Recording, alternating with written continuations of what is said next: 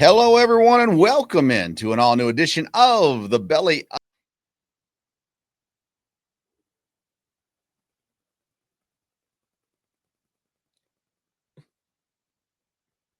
We good?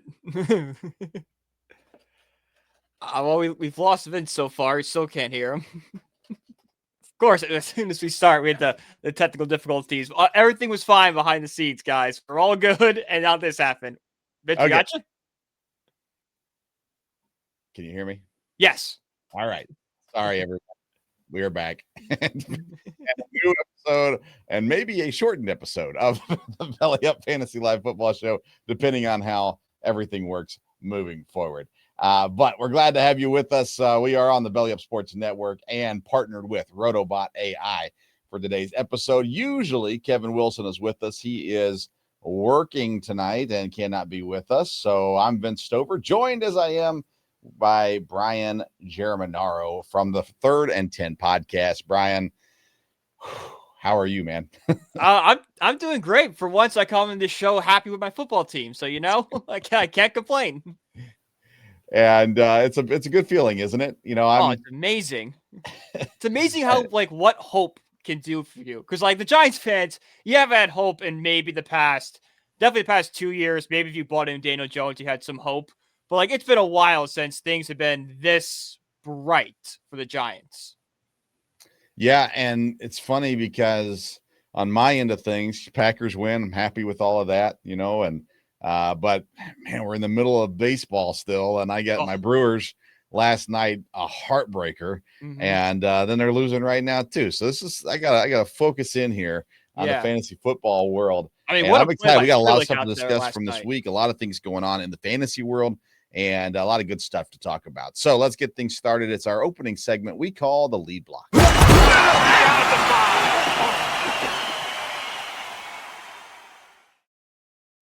All right, for the lead block this week, what we're looking at is one player we're giving up on and one player that we're all in on as we are getting ready to start week 7 in the fantasy football season, which means that we're getting eerily close to the playoffs already. So we got to figure out it's time to cut bait on some guys. At least that's what I think. And I'm interested to see kind of where you go with this, Brian. And let's start with you. Someone that you're ready to give up on in the fantasy football world. Travion Henderson for right now. Coming into the season, arguably the most hyped prospect across the board. I think you took him in the second round. A lot of hype. I wouldn't thought he'd be the RB1 by this point. Definitely by as early as week 2 be the RB1. But so far this season just has not gotten the touches. And what's crazy to me is why I've given up on him is Ramondre Stevenson hasn't been anything special. It'd be one thing if Stevenson was having a career season and that's why Henderson's not getting the touches. No, after that game in Pittsburgh when Stevenson had 2 fumbles, you would expect the next game Henderson to get more touches. His touch actually went down. It went from 11 to 7 and only had 2 catches instead of 3 catches. So I don't know what he did to upset Mike Vrabel. He's averaging 6.5 points this year. It's only broken 10 once this whole season. Maybe if you have in a dynasty league, I would just stash him on your taxi squad. But if you're in a redraft league, I'm all out on this guy right now. Yeah, it is weird because if you look at Ramondre Stevenson, he's had week 2 against Miami, a good week. Week 5 against Buffalo, he scored 2 touchdowns. Now, had he not scored the touchdowns, it would have been a horrendous week. But he scored the touchdowns. He only scored 14 points with 2 touchdowns. And last week, 1.8 points, 13 carries, 18 yards. And I'm sitting here going, why are we not seeing Travion Henderson? Yeah. And I struggle. I still have not dropped Travion Henderson in any of the leagues. No, I have him in. I don't think I drop him either, but I would just keep him on that bench because I don't think I'm starting him anymore. Yeah, at some point they have to, right? At some point, I don't know what, like you said, I don't know what he's done. I don't know if it's been meetings, if it's been practice, like what it is, because it's not like he has been, when he's been given opportunities, it's not like he's going for negative yards or anything. Let's see, last week, 9 carries, 27 yards. 4.6 fantasy points with that. He had 4.7 fantasy points against Buffalo. He had a touchdown against Carolina. That gave him double digits finally.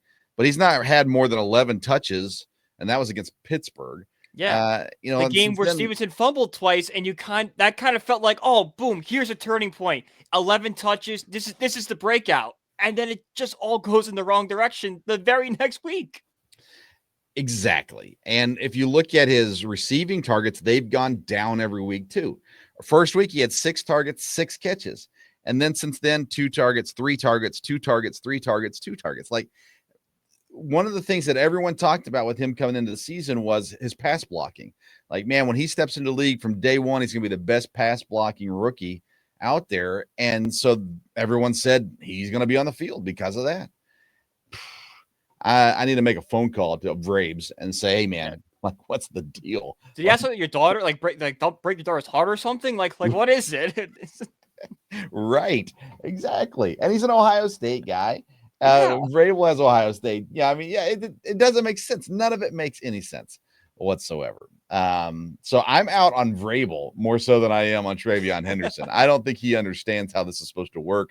He got spoiled with Derrick Henry in Tennessee, and I think that's kind of Ramondre Stevenson looks more like Derrick Henry than Travion Henderson does. And so I don't know. I don't know what's happening. Maybe they should trade Derrick Henry. Yeah, maybe. It would make more sense if Derrick Henry was running in front of him, but Stevenson, that does not make any sense to me whatsoever. So I am out on another rookie. You're out on Henderson. I'm out on Travis Hunter in Jacksonville. It was great to see Brian Thomas step up this week, score big. That was really nice. Travis Hunter, to this point, there's 3 to 4 guys in Jacksonville I'd take over Travis Hunter right now, fantasy-wise, with Thomas Strange, even though he's injured right now. And then give me at least 1 running back, maybe even 2 down there right now that I'd take over Travis Hunter. Again, it's an opportunity thing. We've seen some games where it looked like, he was going to get legit chances.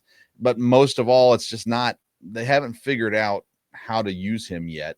And until they do, there's too many receivers out there to waste my time on them. So I'm moving on from Travis Hunter. I've actually dropped him already in 1 league. I think I still have him in another.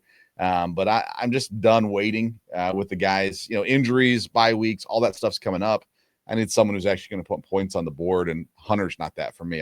What are your thoughts on Travis Hunter? No, I agree with you. And then maybe it comes down to as him and Lawrence don't have that connection because he's playing both ways. Like he can't lock in and be a receiver 24/7. So he can't practice with the receivers and be in all those different passing routes because he's also doing defense as well. So him and Lawrence can't work on that chemistry and that bond in practice as much. So he goes to other options, but players he's more comfortable with. Maybe that's what's kind of holding him back in that regard. Fair enough. I think, Liam Cohen in his first year as a head coach, you always see that transition from he's still calling plays, but now he's the head coach. And I think there's always something that gets lost in that, unless you just have the set up with your assistants super well. But it's rare. I mean, we see McVay, he's had a lot of success, but he's also had moments of lapses. Yeah. Floor's the same way. And a lot of the offensive gurus have kind of had those lapses, I can't really think of one offensive guy that we'd say oh, he's an offensive genius and he doesn't have any lapses in his play. He's not a Belichick-esque where it's there was no mistakes. Yeah. Yeah. So it's Jacksonville's an interesting one all the way around just because of how their record is and how they've been playing and all that kind of stuff's been real interesting. But Hunter, for me, I'm out on him. I'm going to stick with the rookies. I'm going to go with the guy I'm all in on this week, and that's another rookie receiver, Matthew Golden. Finally, I'm in on Golden. Now, listen, I'm a Packer fan, and I was been very hesitant, with the Packer receivers. Tucker Kraft's been amazing at tight end, but what we've seen is Romeo Dobbs step up in a big way. He's seems like Jordan Love's favorite target. But we've seen the emergence of Matthew Golden. His receptions are going up. His targets are going up. Christian Watson's getting ready to be activated probably in the next 2 weeks. And I'm interested to see how that affects it a little bit too. But I think Golden is more like Jaden Reed than he is Christian Watson. So I think there's still room for him, and maybe that helps him even a little bit. But I love what I've seen, the progression in him so far with Love, feeling comfortable with him, the offense finding ways to get him the ball, those kinds of things. I think finally Matthew Golden's at a spot where I feel comfortable, especially now that we're hitting bye weeks and all that kind of stuff. I feel comfortable if he needs to be my wide receiver 2 or my flex, especially my flex. I feel a lot more comfortable with Matthew Golden. I'm going all in on him now moving forward. Oh, I 100% agree with that. Like, it was a few weeks ago in that Dallas game, we barely saw him. Well, I think he only had like a couple of receptions. So the fact that he's, getting more targets, getting more looks means he's building that connection with Love, which is kind of big for a receiver. I like where he's going. I think maybe towards the end this year, maybe he can finally break and be the Packers wide receiver 1 officially, but it all depends on what he does when Watson and Reed eventually comes back. Yeah, it's going to get crowded pretty fast.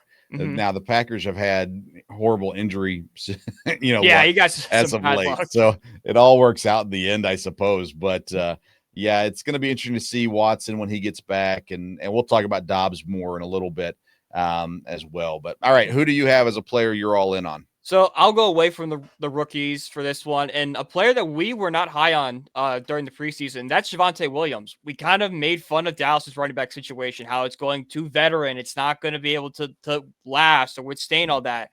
And Javonte Williams has kind of proven us all wrong. Yeah. He's the 5th most points among running backs, 16.8 points per game. Had a couple of bad games, but when he's on, he's scoring over 17 points a game in fantasy. And, at this point, I'll deal with, a couple bad games here and there if he's averaging nearly 20 points a game for me. Dallas is, that defense is so bad. They're in a lot of shootouts. I expect Williams to continue to be a very big contributor, especially now that CeeDee Lamb is out for the season. And, we need to see what Pickens can do. Yeah, definitely. Definitely. All right. Very good. Any other players you want to mention as being in on or out on? No one that comes to mind. If I can think about the show, I will. You? No, there are ones I'm definitely concerned about, but I'm not ready to kick to the curb yet. And there are ones that I'm really like, but I'm not ready to be all in on either. So even though we're at week 7, it's wild to think we're already at week 7. I know it always does this every year. It's the same. Like you blink, like, oh my god, it's week 6 already. Yeah, there's buys going on. And I come right off a fantasy baseball season that lasts we're doing rankings in January, and so it's like, oh man, I can't believe the season's almost done already. So yeah, good times. All right, let's head into segment 2 on that's called the cover 2.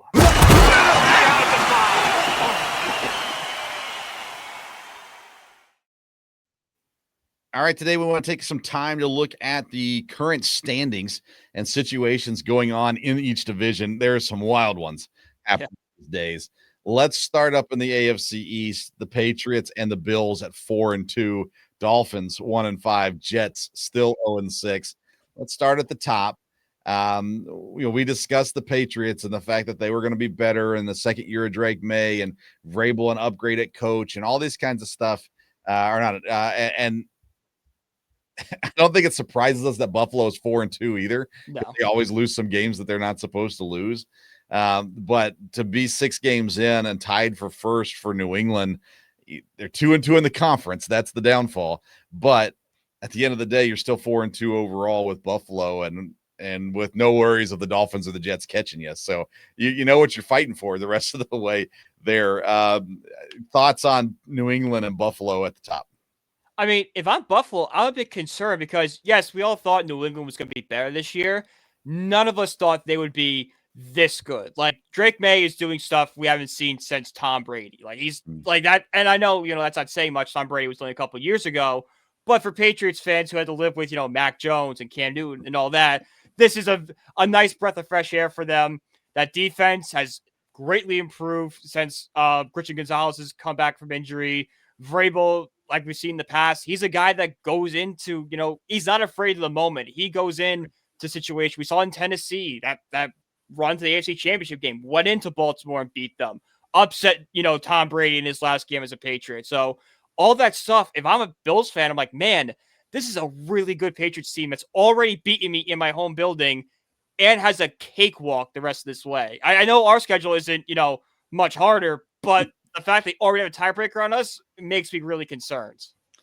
They are a top 5 AFC defense, New England is, in scoring. They are the offense isn't where maybe you'd like it to be totally, but they have the exact same score differential as the Bills do. They're both plus 30 in points for versus points against.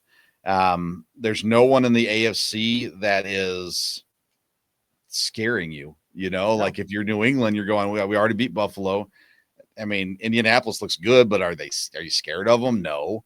You're waiting for the shoe to drop with right. Indianapolis. Exactly. And now if you play Kansas City and they get officiated the way they do the other night, then you're going to have a hard time beating them. But that's a whole nother story. We'll get to that in a minute, I guess.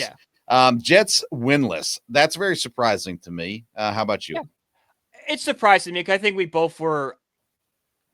I don't know if high is the right word, but we thought the Jets would be a scrappy, competitive football team. We thought Justin Fields would kind of hold fort. Aaron Glenn was going to be like the next Dan Campbell, and just none of that has come to fruition. I understand it takes more than 1 year to build a culture, but when Justin Fields is throwing for negative 10 passing yards overseas, I don't know how you can put him back at starting quarterback next week.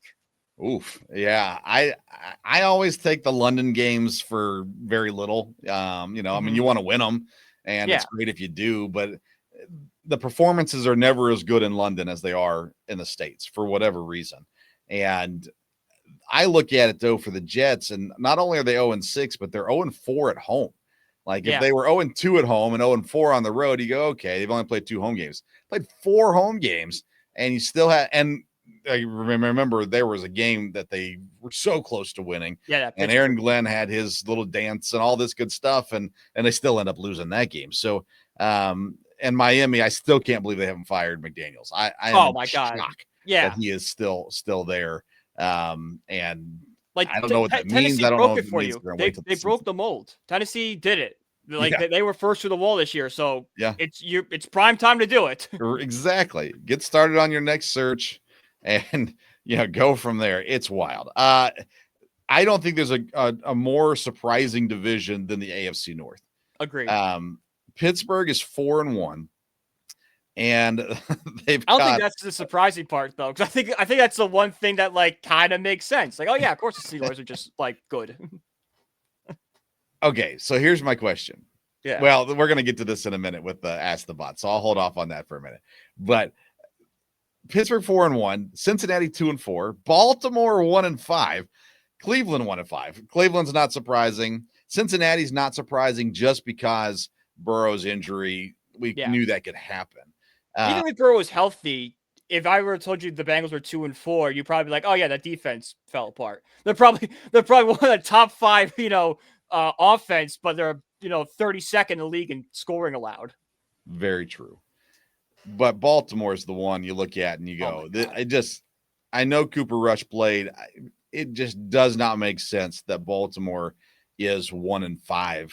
And I said last week, like if I was a betting man, I'd still put money on Baltimore to win the division. After this past week's game, I nope, never mind. I'm out on that completely. And as much as I'm not really a big Aaron Rodgers fan anymore, I don't see any reason why the Steelers shouldn't just walk away with the NFC North title, because you get to play Cleveland, you get to play Baltimore, you get to play Cincinnati, and again, the only thing that's stopping them is injury too, and I don't know that if Rodgers goes down, that's the end of the world either, because they already have this head start, and Mason Rudolph's played before, and you got a rookie that's been working too, so. Boy, if Pittsburgh loses their division, I think might be one of the biggest stories of the season, because it should be theirs right now. It's what gets Tomlin fired. I agree. Agreed. Yeah. It's the only thing that gets Tomlin fired. Yeah. If they don't win the division now, I can't believe they couldn't move on from them. AFC South, Colts 5-1. That is surprising. Obviously, I'm not as surprised as some people. I wasn't as down on Danny Dimes as some people, but I am very surprised they're 5-1, excuse me. Oh, not only 5-1, they're the top seed in the AFC right now. True. Like the AFC goes through Indianapolis right now. Yep, that's true. And you think about this, they had ownership pass away. Yep. They have an owner that seems to be fairly involved right now. She's on the sideline. She's wearing the earphones. She's, I and kinda that like it, usually though. scares me a bit. As we've seen some with Arthur Blank. We've seen it with Jerry Jones, of course, all that kinds of that massive involvement, hands-on. Mhm. She seems to be doing a great job of managing stuff right now in Indianapolis. Steichen was a guy that I thought was on the hot seat, going to get fired this year. And I thought it wasn't going to be fair that they stuck him with Daniel Jones and that was going to get him fired. But, now you're looking at it going, how can they fire Steichen? And they shouldn't fire Steichen, all that stuff. Jonathan Taylor's been amazing. The defense has been very good for Indianapolis. And so it's been great for them, of course. And there's still room to improve. That's the other thing. You look at them and you go, there's obvious areas for them to improve on. And yet they're still 5-1. Jacksonville 4-2. Another, again, new coach. Liam Cohen, never been a head coach before. He was an offensive coordinator at Kentucky not that long ago. And you don't look at Kentucky and go, wow, look at that offense. You didn't even do it when Will Levis was there. And still, but last year in Tampa, Baker, everything looked great. He gets the job in Jacksonville. There's a lot of question marks. Trevor Lawrence, can he actually be the guy? What running back are they going to go with? They bring in Travis Hunter. That's going to be amazing. And you say, if you look at Travis Hunter's numbers, you go, wow, they must be losing. No, you look at Brian Thomas's numbers. Yeah. You think they must be losing. And no, they're winning games. They're 4-2 and they're sitting pretty right now in the playoff race, as well as right there in the division race as well. Yeah, no, Jacksonville, I think they're one of the more interesting teams in the NFL because they have the big win against Kansas City, and everyone's going to bring that up. So that gives them the confidence. But at the same time, it's like, do I really want to trust a team that has so many glaring holes that they're playing above where they are and regression should come soon? Yeah.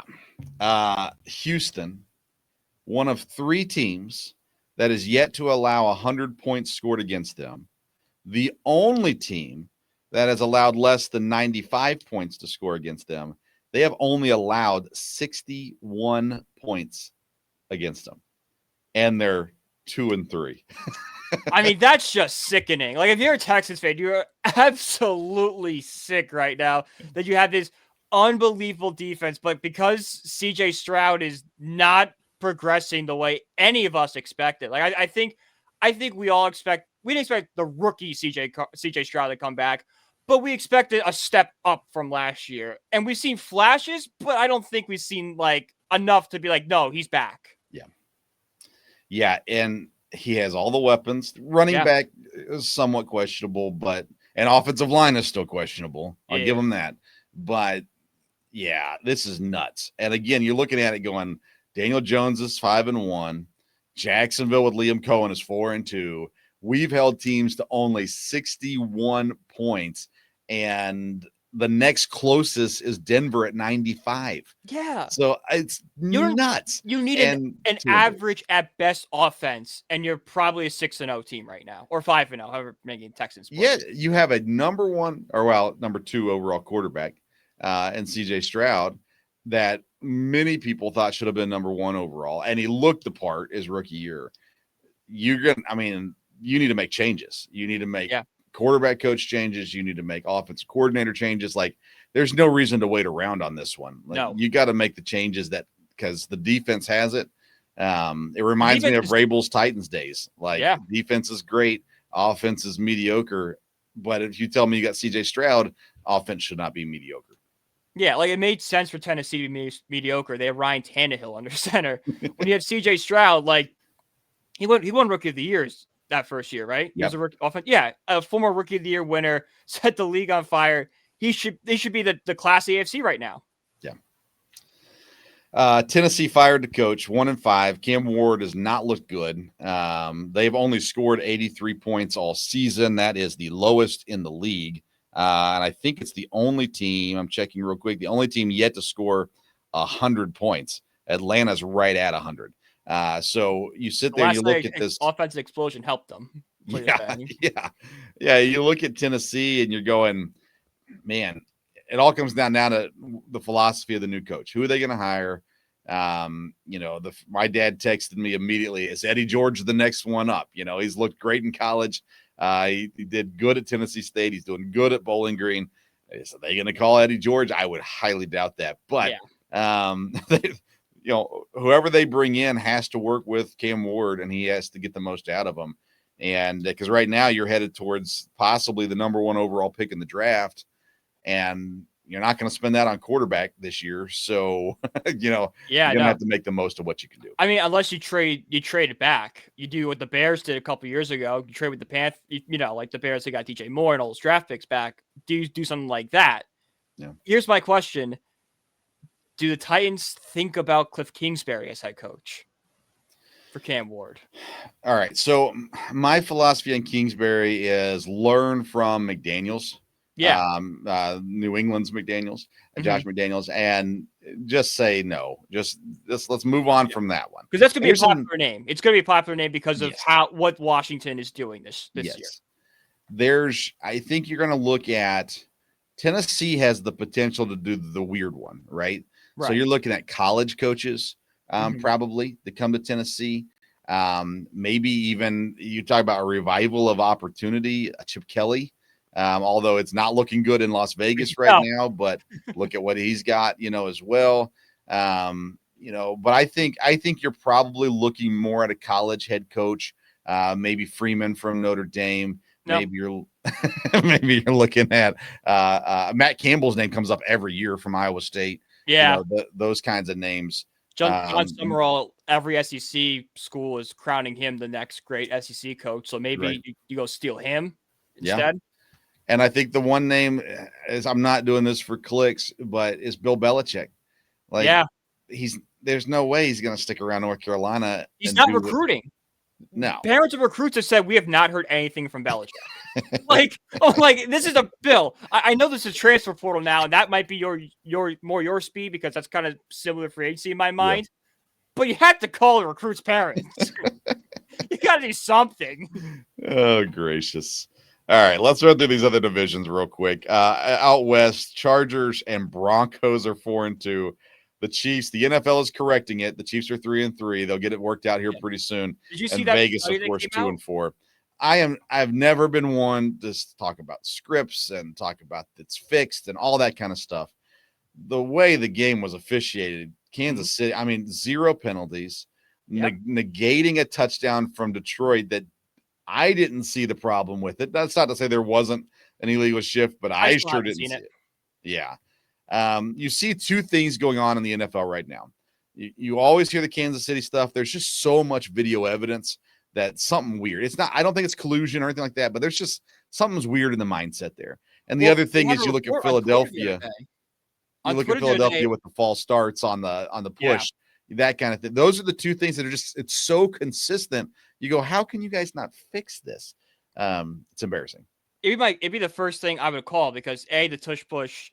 I think Nick Sirianni shot himself in the foot on Thursday night by doing 4 straight tush pushes because I think that pushed the narrative around tush push to be more negative. Yeah. Like instead, I think a lot of people were like, I think Joe Matson was figure out a way to stop the tush push. Now after what Sirianni did on Thursday, we saw the clear false start.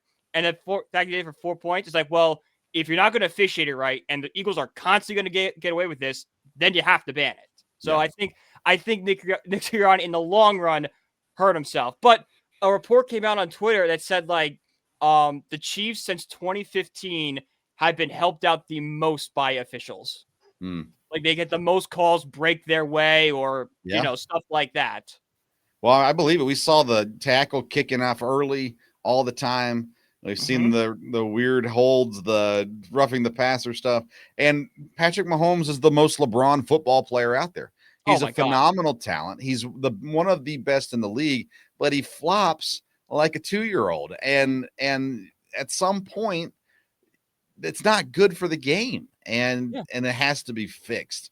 And whether or not it will soon, we'll see. But Kansas City sitting in second place right now. I thought Bo Nix would have a dip. He's had a small dip, but Denver's still doing what they do. And the Chargers, they lost one they shouldn't have lost. They should be 5-1 right now. And but they're sitting here, their offense has been fine. Their defense has been fine. None of it's been outstanding. and they're down a couple running backs. So it's intriguing to see what's going to happen out west. Yeah, no, it's very intriguing to see. Like, in my opinion, I think this is the Chargers division to lose. But if, these scuffles continue, I think the Broncos defense will catch up. Yeah, we got a comment here from Dustin talking about the call with the Bears as well. DJ Moore that got the negated touchdown to Doomsday. You're right. There's just some weird stuff that happens. Yeah, it's crazy. All right, let's go to the NFC quickly. NFC East, the Eagles 4-2. They haven't been playing good football, and No. they don't scare me at all. They scare me from the mindset of the NFL likes them. They're good for ratings and all that kind of stuff. But outside of that, they don't scare me. Washington, Jaden's been beat up. They need him fully healthy. Dallas 2-3-1. Oh my goodness. And the losses they've had have been so bad. Mm-hmm. And then New York 2-4, as they might be in last place, but they're not the most vibes, I think, the highest on them. I think of all the NFC East teams, the vibes around the Giants are the highest, which is crazy to think about. And which stinks about the Giants is because they lost 2 games that they probably should have won. I'm talking about the New Orleans game, even though the score doesn't look like it. If they play an average football game, probably sneak out with a win there. And that Dallas game was, back and forth. If Russ doesn't throw that bad interception, hopefully go out the field, win that game. Then they're 4-2, and it's a much different conversation. But if they can build off Thursday night, that should give them the mindset that we could beat anybody. This team could go on a roll, and I wouldn't say that playoffs is out of the question yet. If Dart and Scadaboo can continue to do what they're doing. Okay. NFC North, who would have thought a tie would be as good as it's been so far to Green Bay? They're in first, 3-1-1. Detroit right there at 4-2, and Minnesota and Chicago both above 500 at 3-2. I don't know if you saw the clip I posted on social media this past week. My dad finally thinks that maybe the Lions are a good team. I'm sitting there going, okay, I know we're homers with the Packers, but yes, the Lions are a very good team. I've said it from the beginning. I think it's Packers and Lions division this year, and the Vikings and Bears will be behind them. But you talk about those wild card spots. There's a chance for one of those teams. I cannot imagine the Vikings will make it there. Just between Wentz and JJ McCarthy, I don't like that mixture. But the Bears are starting to figure some things out that make me say in a year or two they could be incredibly dangerous. Yes. But this year they're improving, and that's what you need to do with a new head coach and a quarterback who's in his first year in that system. You want to see improvement, and what Roma Dunze's been doing has been awesome. Oh, Roma Dunze has basically erased everything surrounding his rookie season. He's reestablished himself as a wide receiver 1 in Chicago. And I think it just comes down to everyone's just comfortable in that system now. Like, we kind of saw it with Jared Goff in Detroit. Like, it took him a couple of weeks when he first started with Ben Johnson to truly learn it and get comfortable with it. Maybe Williams just needed that transition period, and now he's kind of gone through it, and now he's just going to get better and better. In the South, Tampa's running away. They're 5-1. Atlanta gets a big win this week, and Carolina with another win this week. Looks like they're trying to save a coach's job down there, and maybe he's trying to save a quarterback's job. And Rico, I mean, good heavens, man. How long will that continue? New Orleans, horrible 1-5, still playing Spencer Rattler. It's a little mind-boggling to me. I know Spencer Rattler's not the problem, but I just don't understand why you don't give your rookie a shot. Yeah, especially because as old as Tyler Shuck is. And I know the Saints are 1-5.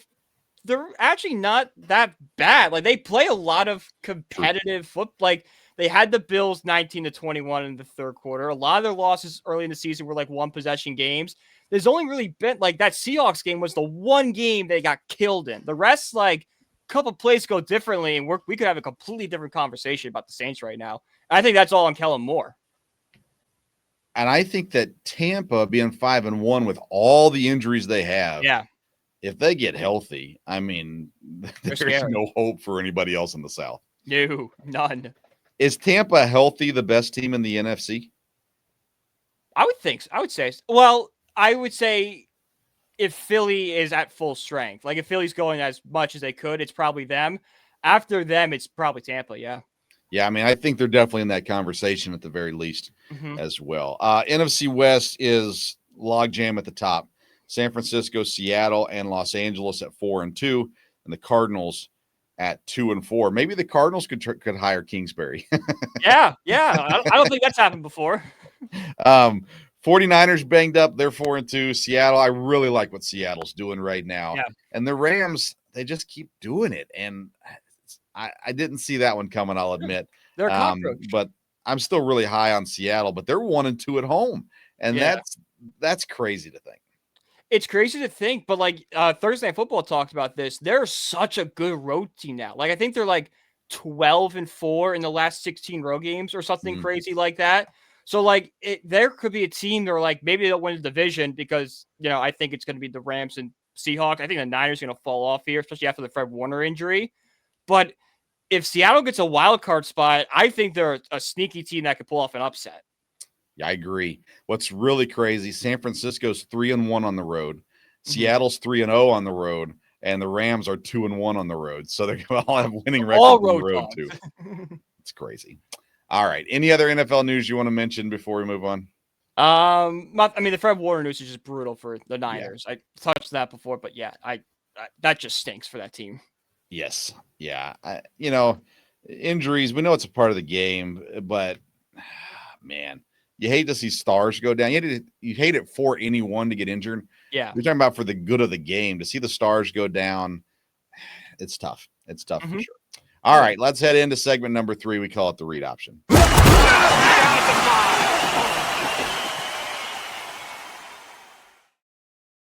All right, read option is our starts and sits segment. We're going to break it down by division. We'll go back and forth on this one. So, Brian, we'll let you kick it off with the NFC East.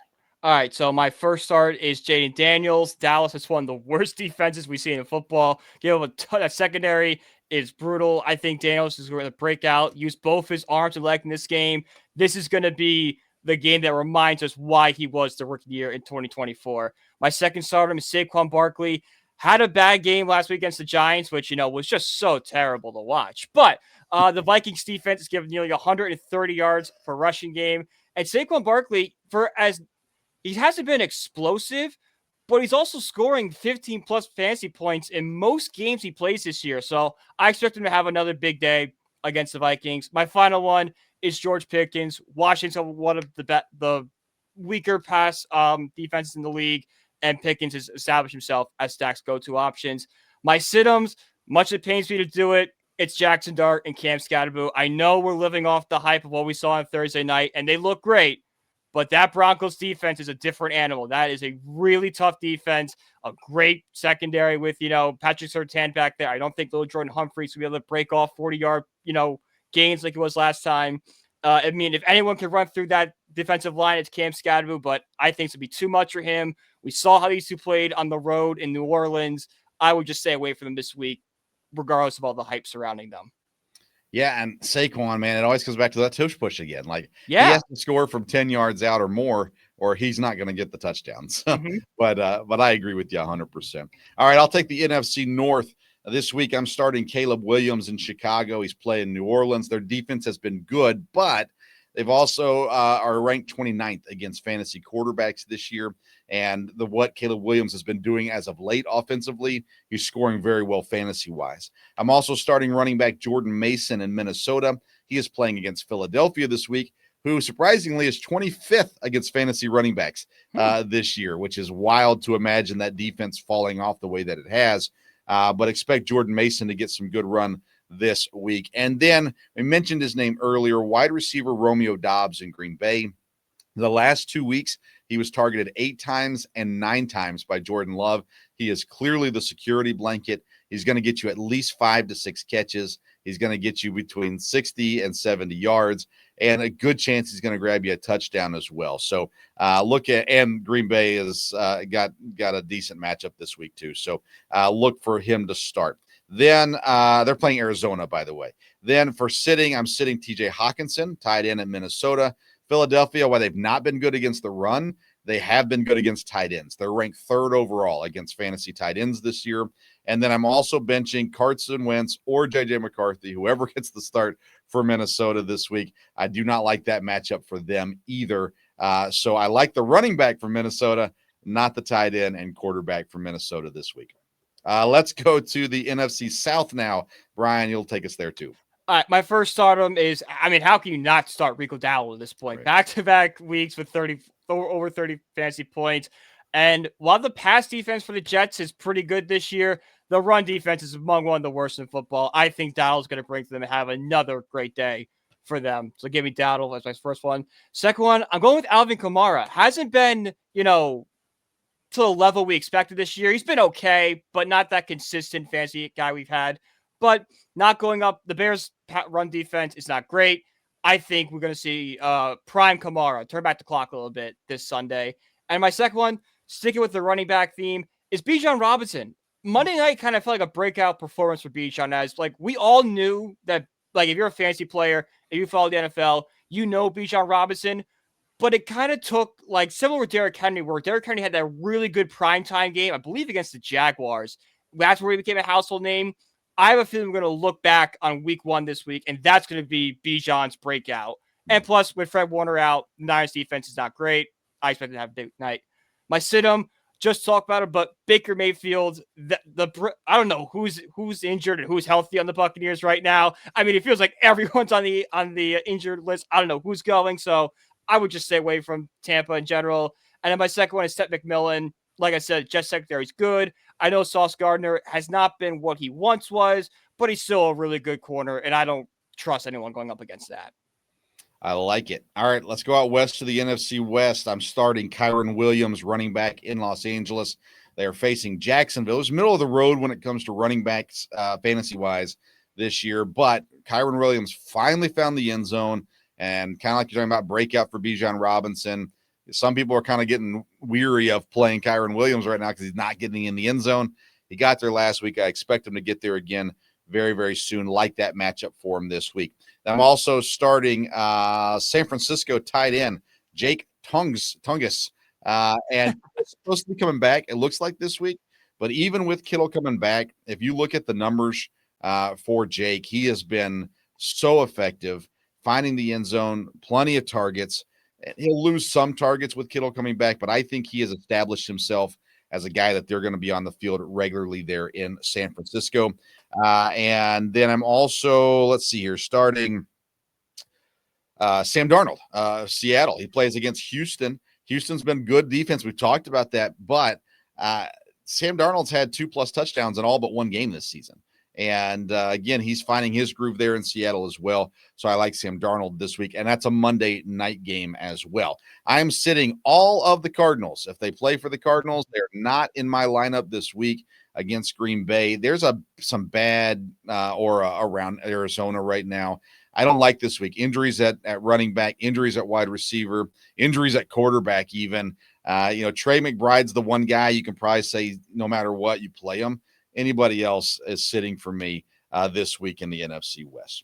All right, let's transition to the AFC now. Brian, you take us away with the AFC East. My first stardom is Drake May, of course. Like I said, he's doing stuff we haven't seen since Brady. A lot of, if you watch Red Zone on Sunday, Scott Hansen at any moment just said Brady and May constantly. So Titans, an average pass defense, and you think that Vrabel's going to want to go in Tennessee, make a little bit of a statement for, a little bad blood there. Same reason why I'm also going with Ramondre Stevenson. The Titans are surrendering around 133 rushing yards per game. It's a perfect get-right spot for him. And, they're not going to use Trey Henderson, so might as well go with the RB1 in New England right now. And my third one is Darren Waller. I mean, I think when everyone saw Waller sign with the Dolphins, we all kind of wrote it off. We didn't think he'd be on the roster by now, but he has a touchdown in every single game he's played this year. He's getting around 4 or 5 targets a game. If he could just, improve the yardage numbers he has, like instead of getting like 15 to 20, get more like 30 to 40, he's a good start to have. So I think he's have a big week this week. He's definitely going to get a touchdown. Play him. My sit-em is Mason Taylor. I think Taylor's going to get a lot of looks this week because Garrett Wilson's doubtful, and there's really nobody else in that Jets receiving room you're relying on. However, after what we watched last week with the Jets, do you really trust anybody to be in that passing game? So I would stay away. And then Devon Achane, one of the lone bright spots in Miami this year. I normally have him as a start. Going with the bench because the Browns have only allowed 79 yards per game on the ground. I think the Dolphins will look to pass, and I don't think Achane will be featured that much. Okay. I'll go with the AFC North now, and I'll start in that Cleveland-Miami matchup. Running back Quinshon Judkins. I got him as a start again this week. Had a down week last week, but he's playing Miami. They're 28th against the run this year in the fantasy world, and so I like Quinshon Judkins. A guy you talked about last week, I'm also starting running back Kenneth Gainwell in Pittsburgh. Matchup is great against Cincinnati. His touches, both with carries and catches, are just making a whole lot of sense right now. And so I'm starting him also. And another Steeler, DK Metcalf, against that Cincinnati defense. Rodgers really likes DK. They're connecting now. I expect him to have a nice game this week as well. I'm sitting Jerry Jeudy in Cleveland. Dylan Gabriel, I've been impressed overall with him, but I don't like the situation there fantasy-wise. So Jerry Jeudy's out for me. Miami is 10th against receivers this year. And I'm also sitting Jaylen Warren, the Pittsburgh running back. So I'm in on Gainwell, out on Warren this week. I'm starting to see his numbers trend downward a bit. So even though Cincinnati's not great, Warren's yet to score a touchdown. And Cincinnati's a get-right team as well. But at the same time, I trust Gainwell a whole lot more. So I'm sitting Warren, starting Gainwell, and also Metcalf and Judkins, also sitting Jerry Jeudy this week. All right, AFC South. Who you got, Brian? First one, like always, Jonathan Taylor. He's the heart and soul of that Colts running game. I don't know how you cannot have him in your lineup. Second one is Nico Collins. While the Seahawks defense is excellent in stopping the run, they struggle stopping the pass. I expect the Texans to be throwing the ball on Monday night, which is also why I have Dalton Schultz as a start. I know Schultz has not been great fantasy-wise this year, but last week, 5 receptions for 60 yards. You throw a touchdown in there, and you're looking like a 17-point performance from him. So, if that yardage can stay the same and he can get more looks in the red zone, he could put out a really solid fantasy week for you. I like what Schultz has to offer this week. My sit-em, Brian Thomas Jr. I know he's coming off that breakout game where he had 10 targets, but the Rams defense allowed such few passing yards this season. I could see him regressing a little bit this week. And my final one is Cam Ward. I mean, with all the drama going around there with the head coach, since Gonzo returned, New England's defense has been amazing. And Calvin Ridley's got banged up last game, and he's kind of questionable this week. That's been his go-to guy. You take a go-to target away from a rookie quarterback, and you kind of watch him crumble. So I would stay away. I like it. All right, finally, the AFC West. We are starting Ladd McConkey. Great to see him really getting back to where we thought he was going to be all season. It didn't start off that way, but he's back to it. You can trust him. Put him in the game. I'm also starting Cam Sutton. The New York Giants, there's a lot of good things going on in the Giants, but it's not their pass defense right now. 30th against fantasy wide receivers. That's not ideal for the Giants. It's ideal for the Broncos. So I like Cam Sutton this week. And I'm also starting the Kansas City defense against the Las Vegas Raiders. I think we're going to see the last week of Geno Smith this week. And so you say, well, yeah, but all they got behind him is Kenny Pickett. I know, but you brought him in for a reason. So let's go ahead and move on from Geno. I think Kansas City will end Geno's season. Then I'm sitting Evan Ingram, the Denver tight end. Again, the Giants, not great against wide receivers, but not bad against tight ends. 12th overall against fantasy tight ends. And Evan Ingram has really not been that great. As a matter of fact, he's only had one double-digit week fantasy-wise so far this season. And again, he scored a touchdown in that game, the only reason he got the double digits in that game. So that's my starts and my sits this week for the AFC West. All right, let's head into our fourth segment. We call it the Red Zone.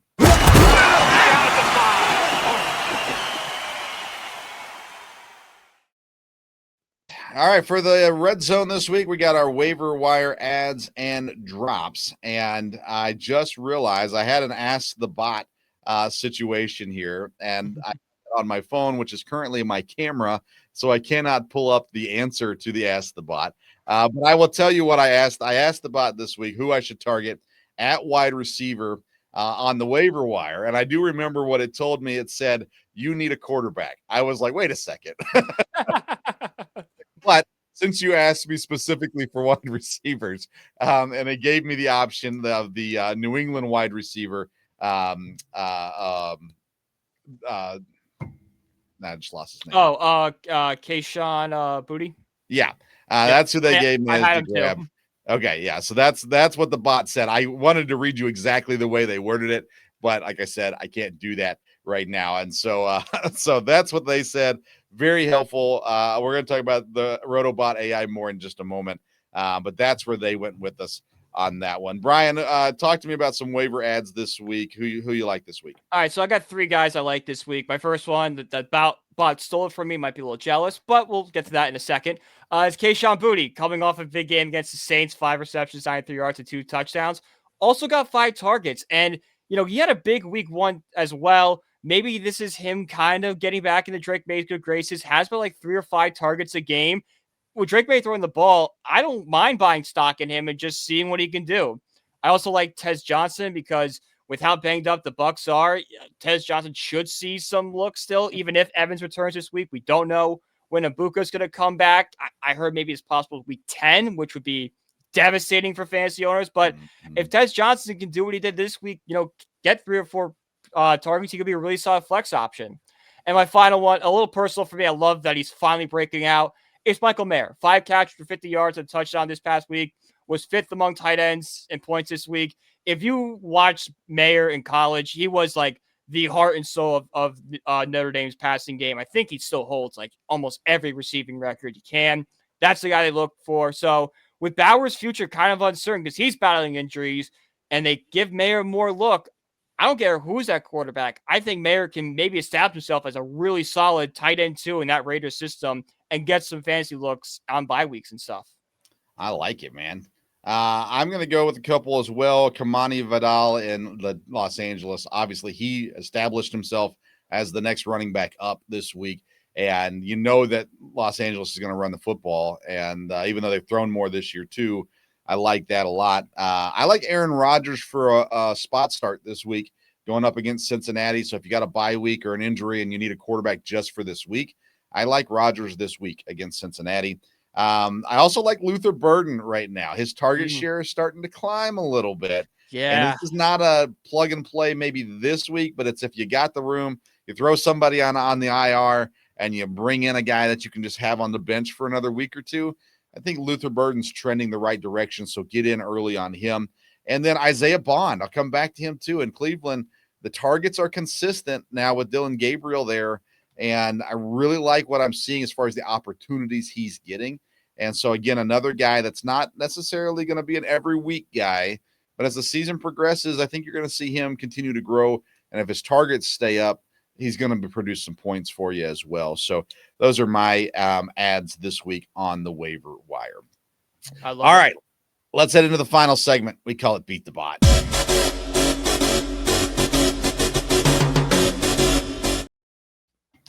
So Ask the Bot and Beat the Bot are both presented by RotobotAi. RotobotAi is a fantasy football platform that equips users to make decisions faster and smarter. RotobotAi is able to recognize each user's unique scenario and tailor roster advice on that. So sits and starts, trades, waivers, and of course, there's the whole AI data element on top of that as well.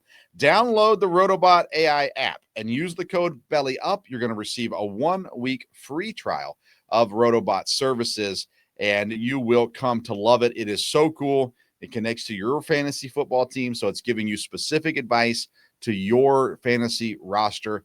You can connect it to multiple teams, so obviously if you're in multiple leagues, all that good stuff as well. And it's got suggested questions. It also has just lots of different stat graphs and different things like that for you to do as well. So Rotobot has been dominating, it seemed like, to start the season in Beat the Bot, where we ask who's going to be the highest scoring whatever each week. Last week, we did the highest scoring rookie fantasy player, and the Rotobot was right there, but he got overtaken by Brian Germanaro, who gets his second win. Back to back. That's right, back to back. So Tyler Warren, it was Brian's pick last week, 18.3 points. Ashton Genty was the bots. He had 16.6. I went to Emeka Egbuka, who got injured. And Kevin was all excited to take Cam Ward, and boy, Yes. that did not go well. So with him taking Cam Ward, we fired Kevin for this week, just like the Titans fired Brian Callahan. And but we will be bringing Kevin back. The Titans will not be bringing Callahan back. All right, so this you never week know.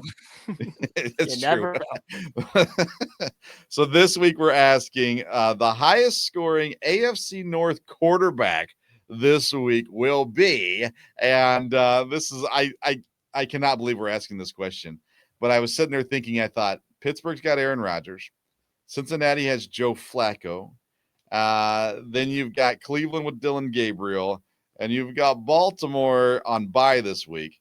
So you're looking at 3 quarterbacks, and I thought this is an interesting one. So I will tell you, Brian, Rotobot has picked Joe Flacco and says that he's going to score 26.6 points this week. And I consider Joe Flacco because I did too. They're going to be behind, and he's going to be throwing the football.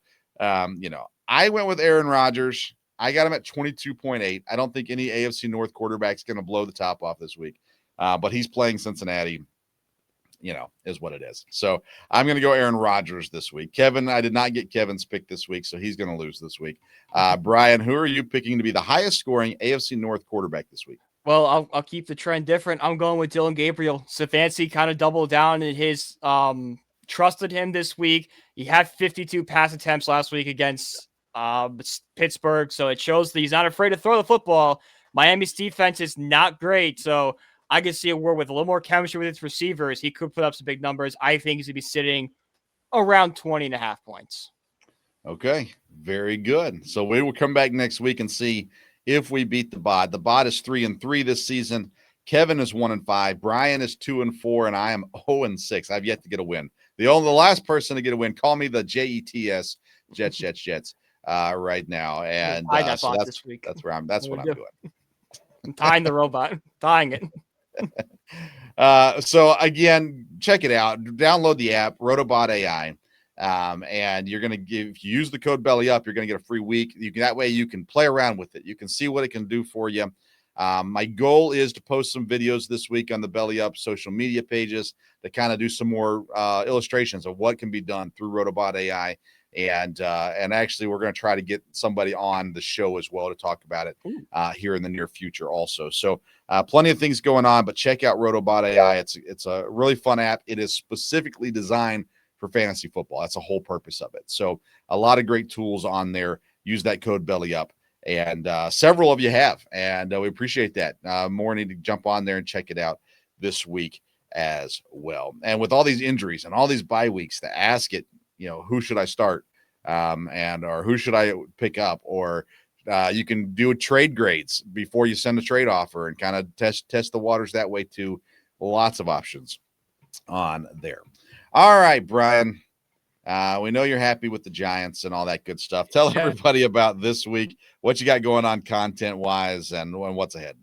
All right, so 3rd and 10, we had an emergency episode on Friday because we feel like we had to with how good of a win the Giants were. So go back and listen to that if you want a breakdown of the Giants game. And we also had an episode out today for 3rd and 10, just kind of breaking down, doing some cleanup on Giants, Eagles, and just breaking down the NFL in general.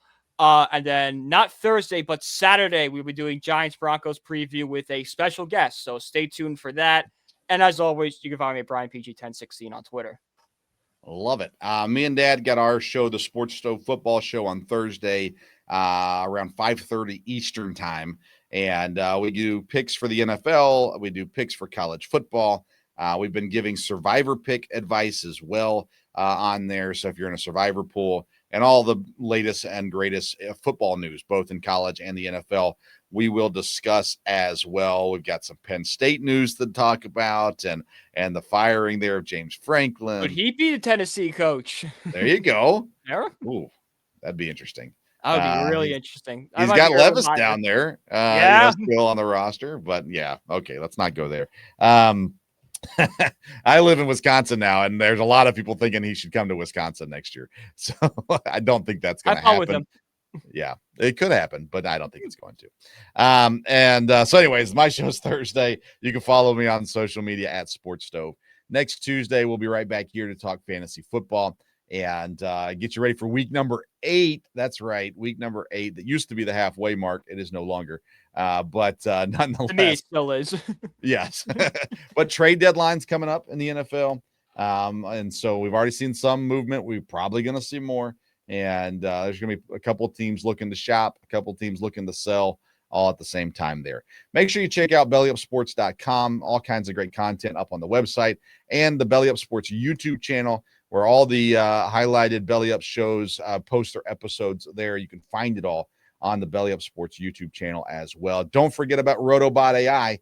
Download the app and make sure that you use the code BELLYUP to get your free week of access there as well. All right, everybody, thanks for tuning in this week to the Belly Up Fantasy Live Football Show. If you missed any part of the episode, make sure you go back, check it out either on the podcast version or on YouTube. And if you enjoy the show, do us a favor, throw us a like, give it a share, tell a friend, tell your dad, tell your mom, tell your sister, tell your brother, tell your coworker, I don't care, tell somebody, and let them know about it as well. Have a great week, and good luck to all you AFC North fans out there as you try to build on your great success this season.